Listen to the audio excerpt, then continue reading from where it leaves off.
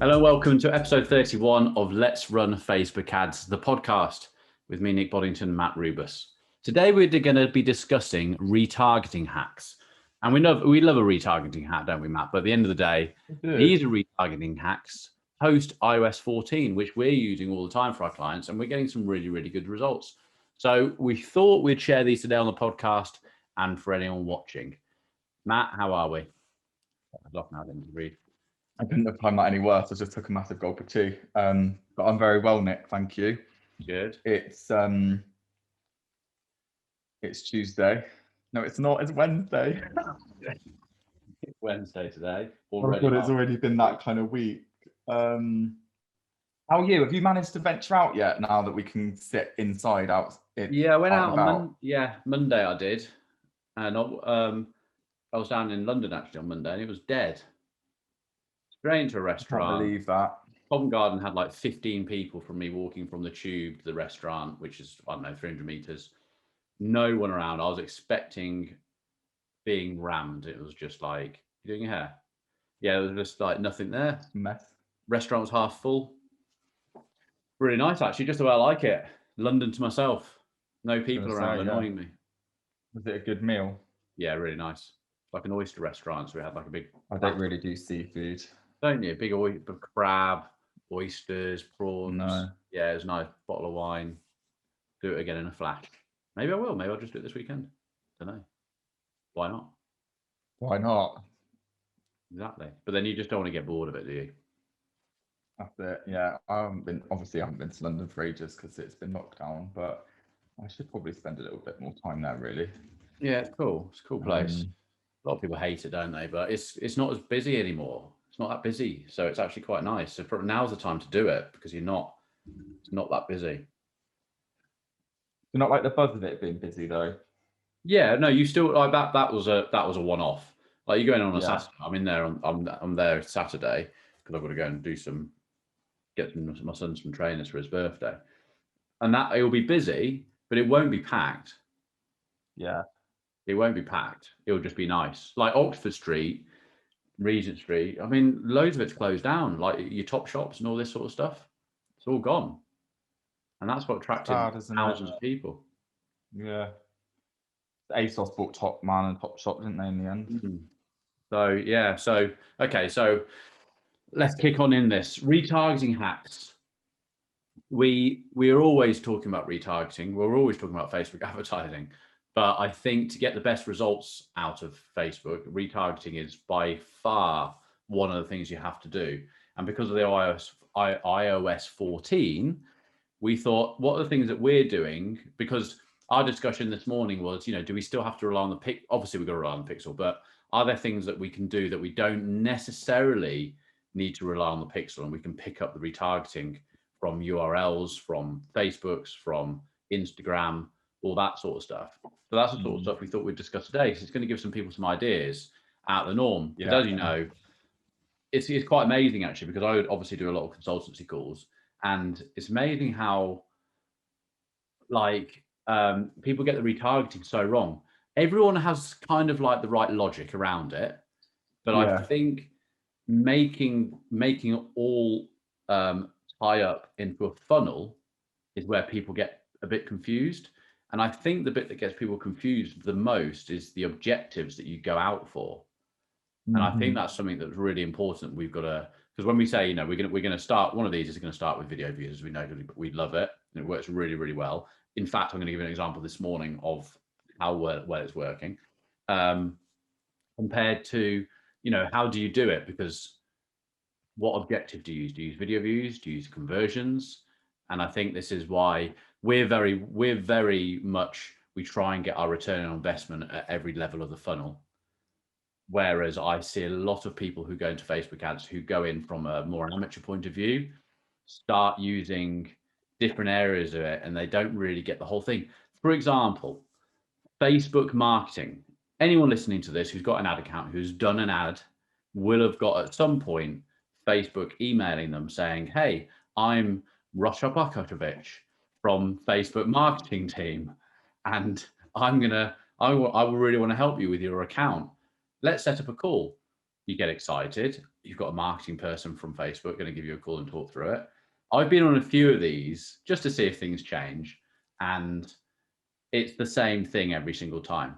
Do an awareness campaign at the top, then retarget with traffic at the middle, and a conversion campaign at the bottom. I can tell you now, with all the stuff that we do, that ain't going to work. No. It's not going to Weird, work. isn't it? Because you're going to have too much spend at the top and the middle, which isn't going to get you anything out of it. Mm-hmm. You see what I mean? Yes, you're going to win at the conversions at the bottom, but then when you're going to look over your whole account, let's say you're spending 20 at the top, 20 at the middle, 30 at the bottom.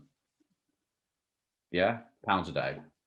Yeah, but what that sounds the wrong way round. Surely you put more budget in the top because it's bigger. Yeah. But I'm trying this with someone at the moment, and because of the way it's working, I'm putting more at the bottom at the moment because I'm getting so many video views at the top and the middle. Yeah, actually, it depends on what that top objective is. Because But if it's video that views, was just like the biggest example in the world. But where I was getting to was spending. So whatever your spend is, we're spending 20, 20, and 30, or 30, 20, or whatever it is. We've ended up with £70 a day spend. Yeah. If we're then only making 0.90 ROAS out of the entire funnel, we're at a loss. That's a bit shite. But that's what can happen because you're only going to be making money on the bottom bit, but you're spending on the top part. That's why four ad funnels don't always work. Yeah. Sometimes you just need top of funnel. It depends on the business and the niche and all that sort of stuff, which I know we've discussed on another podcast. I think you could go in there naively and go, okay, excellent. Even if it's like, okay, I'm making my bottom of funnel ads making me 5 times ROAS, but you're not including your top of funnel and your middle of funnel. So when you look at your overall spend and return, you might only be making 1. You might be breaking even on your total ad spend. In which case, it's not scalable. It's not. Well, depends, because some businesses will be happy with a break even on the basis that they've got a really good back end and then people come back. Yeah. But yeah, overall, I think it's normal to see a loss at the top of funnel on an ad. Yeah. But then you recoup it on your bottom of funnel. That's quite typical, isn't it? But then you still then want to be. A lot of the time, we get really good results at the top of e-com, don't we? Yeah. And I think that comes down to price point, really. Yeah, absolutely. Absolutely, completely agree. And even more so now that depending on the product, it might just fall outside of the 7 days. So it looks like the retargeting is not working as well as it actually is. But yeah, on your how much you spend at the top, middle, and bottom, it's something I'm going with at the moment. Like literally before we start this podcast, I'm going through some sums, and I'm turning some up, some down. Because I've got multiple ads at top, multiple ads at middle, multiple ads at bottom, and it's now I'm just moving budgets around to where what's working. So I'm noticing video views is like flying. We might as well start on video views. It's absolutely flying at the top. The audiences are massive, so it's like, right, I'm going to throw loads of budget up there.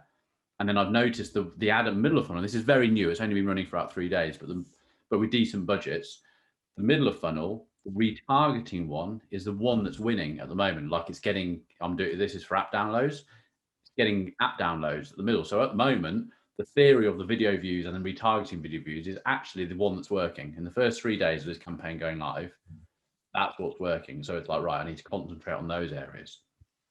So it's really good. So should we start off then with video views? Yeah. Little retarget video views. Retarget video views. But what objective do you do video views in? What do you mean, sorry? So like, do you do it as a video views or a conversion? Yeah, because we've discussed this quite a lot, haven't we, on whether if you're going to get the same. So logic says, like, this is the other thing that I'm seeing a lot of people doing. They're still going in for the traffic campaigns and stuff like that. And they're like, I went on one yesterday and like, I don't understand. She listens to this podcast, so she'll hear this. But she's like, I don't understand why we're not getting any orders. and they've got 3 campaigns going. And I said, but you've got none of this on conversions. You've got nothing here on conversions. You've got awareness, traffic, and reach. I said, why have you got, what you've done isn't actually bad, but your objectives aren't going to get you anyone. And I sort of went into explaining how I see the algorithm now is like, if you're going to get video views, you're going to get video views. But let's say you're getting 10,000 through plays, and I think through plays is 10 or 11 seconds, or is it 15 seconds? 15, isn't it? 15, yeah. Let's say you're getting 10,000 through plays a day from doing a video views campaign. And let's say you did a conversions campaign, but for video again, and you got, let's say it was a bit less. Let's say it was 7,000 through plays a day. Would logic say that the people who've watched the 7,000 people who've come in from a conversion and watched the video are going to be better people to retarget than people who just came in for video views? That's why you've got to split test it. Exactly.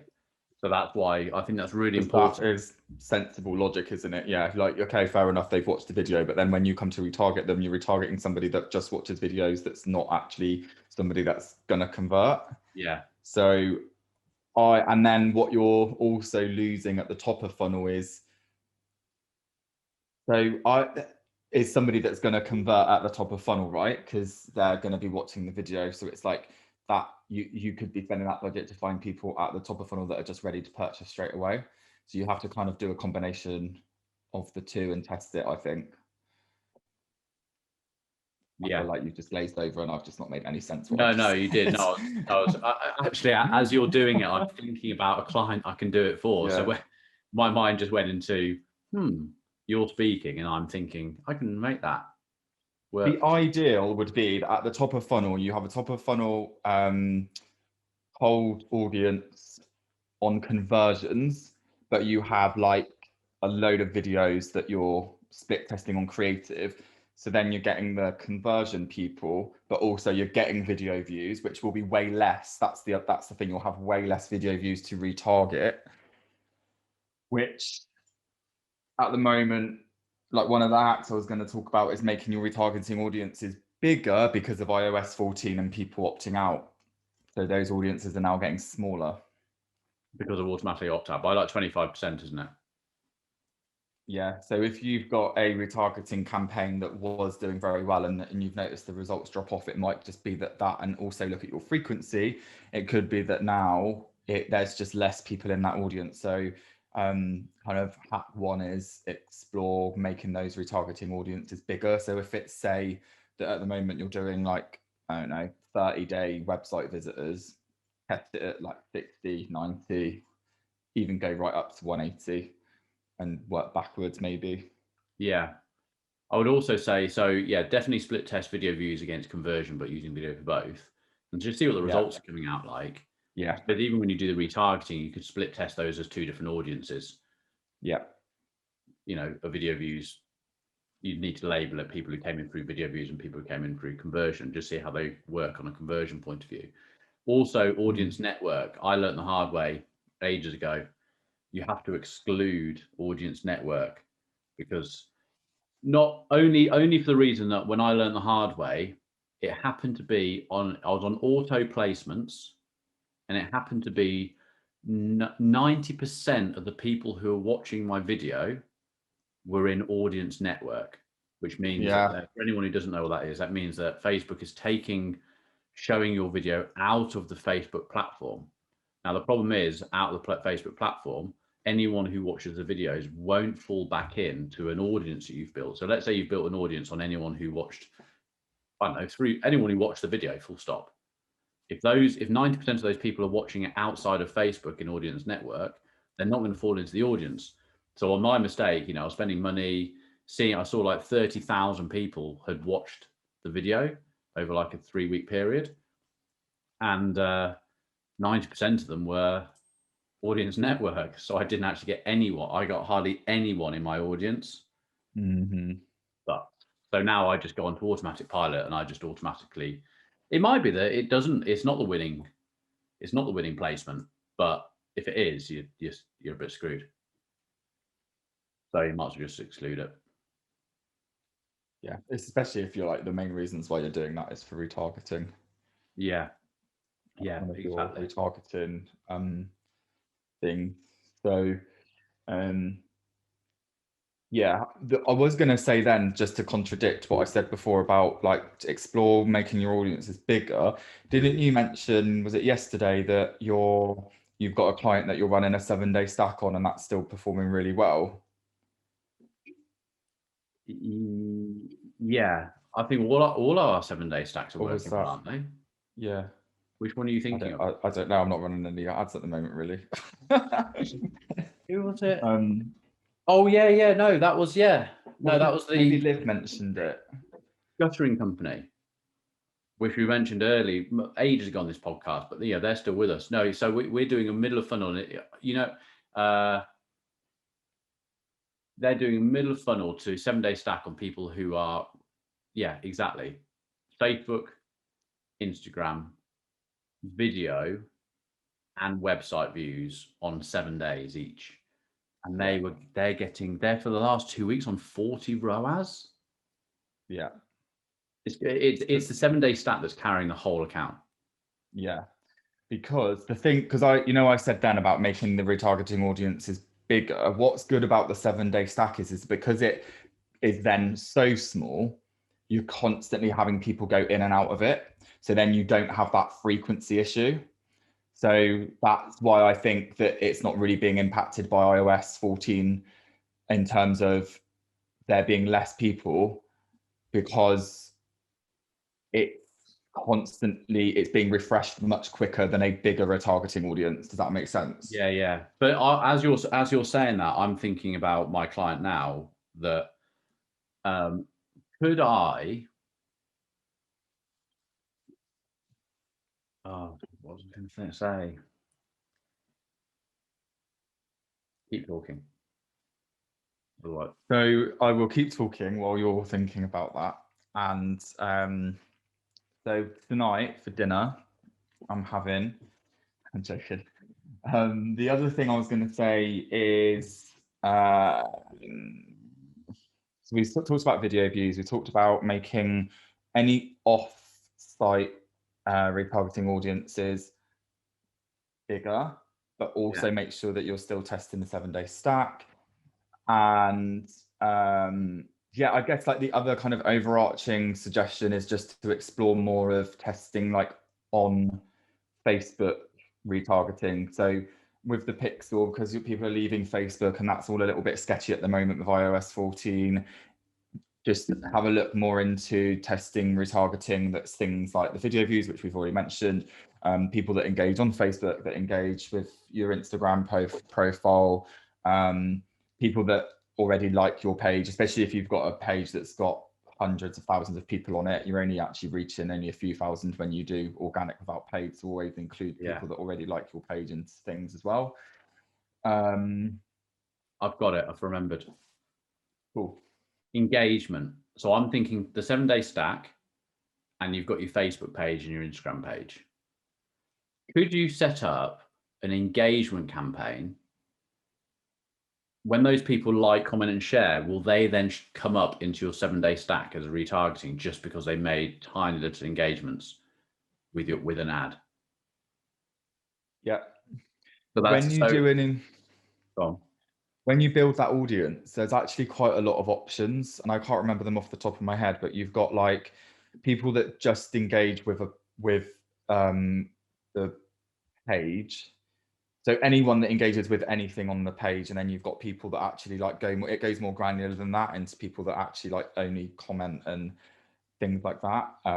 So just double check that. And that's I'm going to do it now. We're doing it now. Yeah, go into the options because I can't. My brain's gone to. Okay, so Facebook page, right? So we've got people who currently like your page. Yeah. Anyone who engaged with your page includes. This is time for the glasses. I left my others in my trendy ones in London, so I do apologise. Includes people who have visited your page or taken an action on a post or ad, such as reaction, shares, comments, link clicks, or carousel swipes. Well, that one's an absolutely perfect one then, isn't it? Yeah. So especially, this is where, like, oh, it's just really good. So now I'm also thinking, the reason I keep on thinking this client, guys, is because we've got one client who's just given us a shed load of money, like hundreds, 150 odd thousand to spend in like quite a short period of time. So we can actually really start playing with it. So I'm doing standard retargeting on the videos and stuff like that, but I haven't yet set up a, because they don't do, because what I'm thinking is they don't do loads, even though it's a big brand, they don't do loads on Instagram and Facebook. It's more of a, it's just there. No one's really running the whole social side. Yeah, but what you have to remember, sorry to jump, like, because that includes ads, right? So that's where it's anyone that's interacting with your ads as well. Yeah. So even if they're not active organically, if you're doing a lot of ad activity, that will work. Yeah. But I could also set up an engagement campaign, couldn't I, on quite a low cost, just using the idea of one of the other ads, and just literally fire engagement to it. Yeah, that will help with social proof as well. And you can literally spend like a couple of pounds. Yeah. Maybe you'll spend more because you've got a huge budget. But if this is, you know, somebody on the smaller side that has like low budgets, you know, one of my coaching clients yesterday, currently running literally £1 a day just to have some engagement just ticking over to build up a warmer audience. Yeah, really good. So I know you hear us talking about the 7-day stack a lot. It's a great little hack, isn't it? It's a great little hack. You run it in a campaign, so, and sometimes I do and sometimes I don't. Like if I've got a decent amount of budget and stuff like that, sometimes I just have it sitting on its own just as a middle of funnel. But do you do it because if you've got a low budget, or? Oh, yeah, that's actually a really good point. And that's another little like hack I wanted to mention is it kind of depends on like the strategy, the client and the budget. If I've got like quite a lot of money, I will often split out the middle of funnel into its own campaign, and then do like a lot of like middle of funnel testing, like lots of different like time frames and stuff. But if I don't have that, then I will just lump the middle of funnel audience in with the top of funnel audience and rely on Facebook to know that within CBO, it's like, oh, I know that my middle of funnel audience is smaller, so I'm going to just give that less budget. It's almost like like something else that you don't have to like think about as much. It just lets Facebook kind of. And you find that works, that you don't have to put in like a minimum or a maximum or anything like that? No, I usually just whack it in and it does its thing. Are there any times when you might take that out and put it on its own? Well, it would only really probably come down to if the client was scaling and I wanted to have a bit more control. Yeah, but if we're talking, you know, local, smaller audiences. Yeah. Okay. So we're going to also assume that these, you know, people listening to this, there are a lot of people who just started and they might be thinking, okay, fine, I'm understanding what you're doing by doing video views, but how do I retarget video views? And it's simply the way what we're talking about is you go into your audiences, you've already got a video. Let's say you've already got a video being used in an ad or engagement or whatever that video is being used. And all you need to do is go into video views, and then you'll have the option to choose your Facebook account. And then you'll have the option to choose the video. And when you do that, it'll bring up the video that you have on your account that's playing, tick it, and then it will give you the option to choose build an audience based on people who watched it, through played it, which Matt says 15 seconds, 25%, 50%, 75%, 90%, and 100%. And you can build different audiences based on the different amount of time they've watched that video. So if you've got a minute-long video, you can build different audiences on people who watch the whole lot, 90%, etc. And then when you go to build your middle of funnel ad, you will then in the ad set page, ad set area of the campaign, you will just literally choose custom audiences. And when you choose custom audiences, it will bring up all the audiences that you just built, those video views audiences. And then you can also, once you've built an audience, you can do some lookalikes based. So that's one of the next things that I want to do for this client, build some lookalikes to get more video views, using Facebook algorithms by bring people more inclined to not just watch the video, but hopefully purchase as well. That's the thing why, going back to the beginning, using conversions. If your video views are as near enough, they're not ever going to be as high, but if they're near enough as high as doing it on a video views objective, why not bring someone in to watch a video and also have the opportunity that person's going to close and convert? So choose conversion. Exactly. Yeah. And I think that's how we do it. We try and just get a conversion at every single level of the campaign most of the time, don't we? And try and get a good ROAS all the way through. Yeah, like, you know, because people are ready to buy at different times, aren't they? So I think especially if it's like a what's like an impulse buy, you know, 50 quid or less, then you're often going to get really good results at top of funnel for that, because it's like, well, why not? Stuff it. It's obvious what it is. But that's not to say to not do retargeting. Just try it. Yeah, exactly. And yeah, and you do by basing it on conversion, you'll get a lot. I mean, actually saying that, but I am spending more money. I'm not doing on my top of funnel for this particular client. I'm doing a static and a carousel as well as video views, and that is actually just driving traffic. And the static has actually converted people, but usually I'd say not to go. We're usually pretty precise on don't use traffic to try and get something. I think it's only the fact that I'm spending quite a lot of money that we're getting a few popping through. And I've actually said that alone using top of funnel, I've only put them down in the 3-month period that they're only going to get 20 apps installs, spending thousands of pounds. They've actually got 10 of those 20 already in the first 14 days. So Sweet. Pretty cool. It's the bottom of the funnel that I've got to make work though. So it's not sweet yet. It should be fine. I'm sure. It should be fine. It's just moving the budgets around. That's the thing. So it's understanding the data, guys. It's understanding the data and knowing where you can lock yourself in a room, look at all the data and try and figure out the patterns in it and see where retargeting is right and wrong. Okay, so that's our 7-day stat. What else have we got from a retargeting point of view? URLs. So I suppose we're talking about what's not on the pixel, aren't we? And a URL can be picked up from a retargeting point of view by not being on the pixel. Website visitors.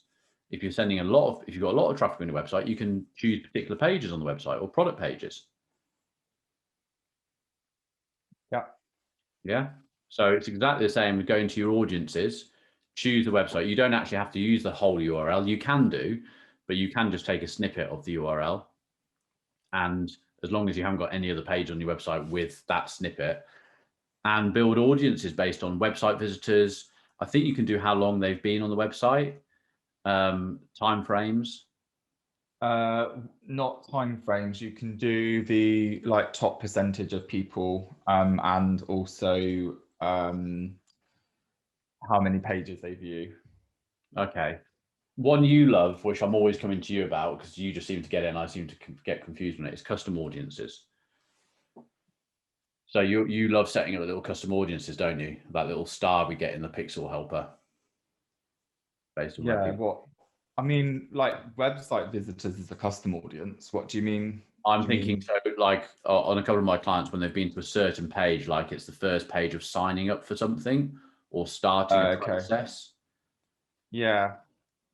I mean, a lot of the time I'll do that for tracking, because if I've got a client that has a lot of steps in their form, kind of is that conversation then of where's what job is ours? Is it to get somebody to fully complete the form, or just get them to submit their details on that first page, where then they can be I was going to say neutered, then nurtured, yeah. Neutered. But yeah, you can use custom audiences and then custom conversions to track at what point they are in that process. Okay. What else you got? What else have we got? You can upload an email list and retarget your email subscribers. That's a good way of building a lookalike as well. And a good way of building a lookalike, yeah. I think those are the main ones that we use, really. If you're using a Facebook form, a Facebook lead generation form for leads, then you can do retargeting on that as well. So you can retarget people that complete the first page but don't submit. You can retarget people that complete the whole thing. Yeah. You can do that for all the forms on your website. You can choose, on not website, on your Facebook page, you can choose specific forms that you've set up. Yeah. But yeah, I think the main one really is video views and people that engage with you. I think the video engagement one is something, the video engagement is something that a lot of people use but get it wrong. But I think the one that I really like at the moment, I'm sort of trying to push all different clients into the way of doing it, is by getting as much engagement as possible on your Instagram and Facebook.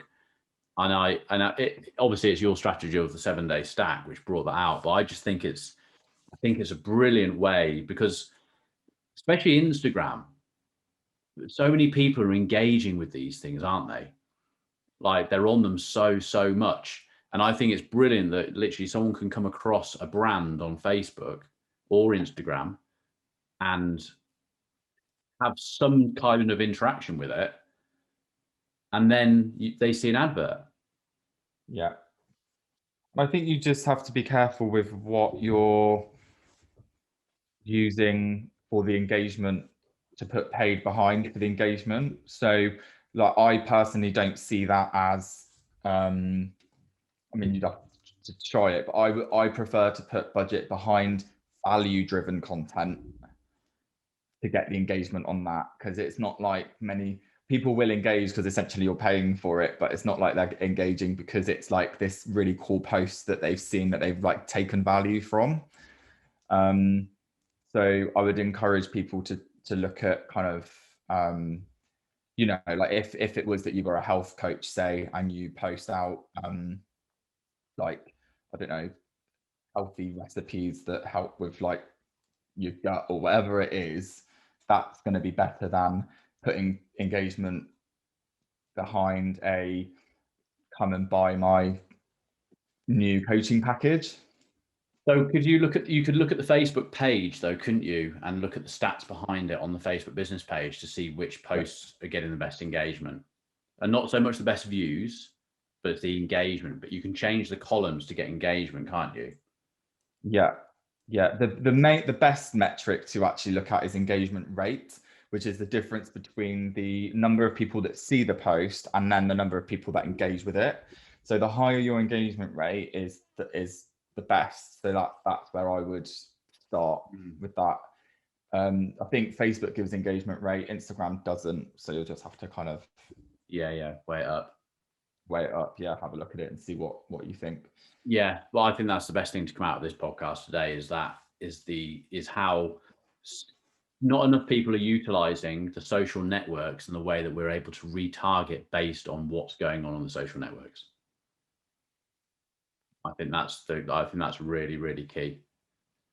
Yeah, I mean, at the end of the day, like Facebook and Instagram want to keep people on the platform. I guess we don't get penalized because we're paying to take people off the platform, but I guess it must help if you're, you know, putting budget into something that's going to keep people on the platform.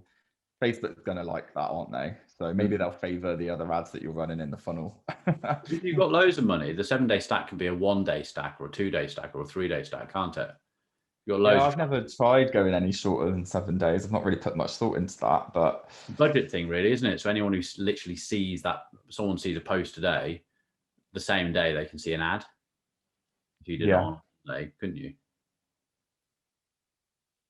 I'll try it. I'm going to try 1 day with my client because they got the money to. See how it works.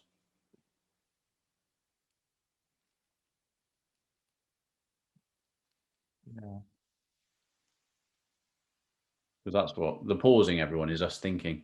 If you're watching this, you'll see us with both our hands on our chins going, like literally live scratching our heads, like I don't know how. Like, but then I realised that we're actually on a podcast and no one can see us doing that. We're thinking, why has it gone silent? So we'll probably forget about that. We'll probably cut out these silent bits. So he'll probably cut out this whole bit. So I was going to say, now he's going to have to cut out this whole section because you've like mentioned it. Yeah. Oh, Charlie, I bet you have so much fun looking and listening to this. Okay, so well, we'll hold it there. I think there's enough there for people to go away and have a little play around their engagement, the 7-day stacks and stuff like that. Yeah, and let us know how you get on in the Facebook group. Definitely, and thanks for joining that. I mean, you know, Matt's in there a lot, and it's growing really quick, isn't it? Loads of people in there. It's all right, you know, it's ticking along nicely.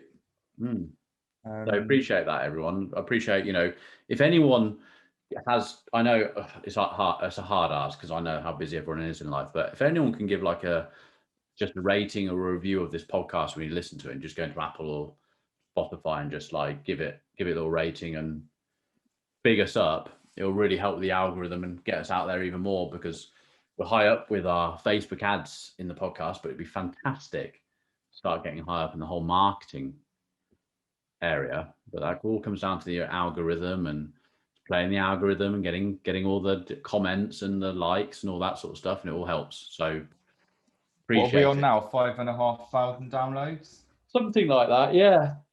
But it's crazy, isn't it? I mean, we've only just started and stuff. We only do one a week, but it's like I listened to one the other day, and they were going, "Oh, thanks so much. I can't believe we're on to like 2 million downloads now." I'm like, what? 2 million? That's in marketing, and I'm like, yeah, shit, we've got to compete against that. But, you know, they're a name in the industry, so it's like it's pretty obvious they're going to have a lot more. But yeah, no, it's really good. We're not there yet, Nick. I'm afraid. 2 million. 2 million people would know who we are. Can you imagine? 2 million. Not for me. Not interested. But I'm happy with our 5,500. Yeah. Don't listen to him. If you carry on making comments, our small loyal fans. Exactly. Okay, right. Let's call it there. I hope you enjoyed that, everyone. I hope you take something from it. Let us know, as Matt said. Speak soon. Bye.